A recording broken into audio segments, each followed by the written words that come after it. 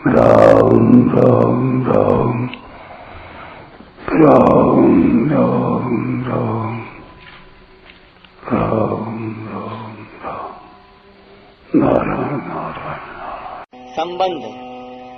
अब भगवान आगे के 49वें श्लोक में सांख्य योग का प्रकरण आरंभ करते हुए पहले सांख्य योग के अधिकारी का वर्णन करते हैं।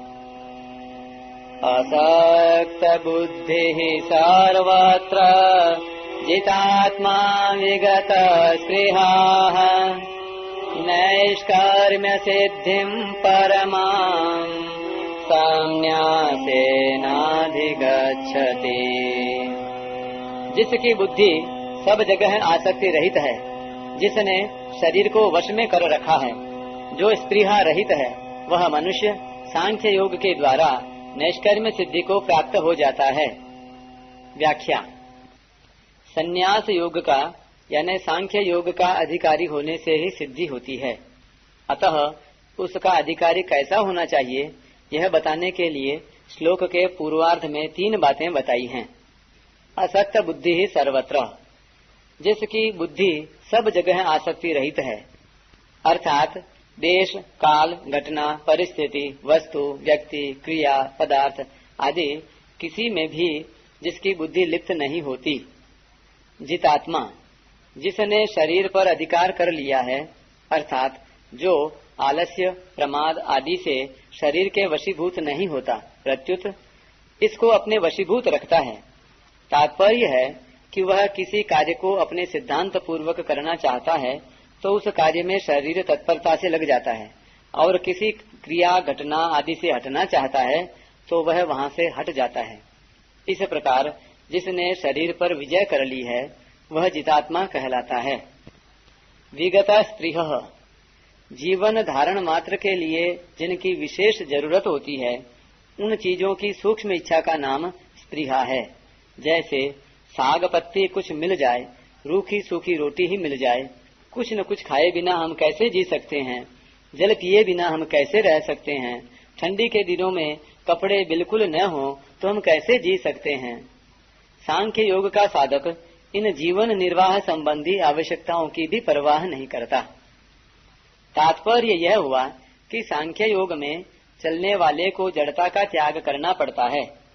उस जड़ता का त्याग करने में उपर्युक्त 3 बातें आई हैं। असक्त बुद्धि होने से वह जितात्मा हो जाता है, और जितात्मा होने से वह विगत स्पृह हो जाता है, तब वह सांख्य योग का अधिकारी हो जाता है। नैष्कर्म्य सिद्धिं परमां संन्यासेनाधिगच्छति। ऐसा असक्त बुद्धि, जितात्मा और विगत स्पृह पुरुष सांख्य योग के द्वारा परम नैष्कर्म्य सिद्धि को अर्थात नैष्कर्म्य रूप परमात्म तत्व को प्राप्त हो जाता है। कारण कि क्रिया मात्र प्रकृति में होती है, और जब स्वयं का उस क्रिया के साथ लेश मात्र भी संबंध नहीं रहता, तब कोई भी क्रिया और उसका फल उस पर किंचन मात्र भी लागू नहीं होता। अतः उसमें जो स्वाभाविक स्वतः शुद्ध निष्कर्मता, निर्लिप्तता है, वह प्रकट हो जाती है। परिशिष्ट भाव। नैष्कर्म्य सिद्धि का अर्थ है कर्म सर्वथा कर्म हो जाएं, कर्मों के साथ बिल्कुल संबंध न रहे, कर्म होते हुए भी लिप्तता न हो। कर्मण्य कर्म यह पश्ये द कर्मणि च कर्म यह। कर्मों को न करना नैष्कर्म्य निष्कर्मता नहीं है, प्रत्युत कर्म करना तो साधक के लिए आवश्यक है। असक्त बुद्धि ही सर्वत्र जितात्मा विगत स्पृहः, यह कर्मयोग की सिद्धि है, जिसके होने पर कर्मयोगी सांख्य योग में जाता है और सांख्य योग से नैष्कर्म्य सिद्धि प्राप्त करता है। इस प्रकार कर्मयोग से तो नैष्कर्म्य सिद्धि होती है। न कर्मणामनारंभान नैष्कर्म्यम पुरुषोष्णुते। पर भक्ति योग से परम नैष्कर्म्य सिद्धि होती है। कर्मयोग और ज्ञान योग तो निष्ठा है, लोकेस्मिन् द्विविधा निष्ठा, पर कर्मयोग ज्ञान योग की परानिष्ठा भक्ति से ही होगी। निष्ठा ज्ञानस्य या परा। तात्पर्य है कि परम नैष्कर्म्य सिद्धि और परानिष्ठा दोनों भक्ति से होती हैं।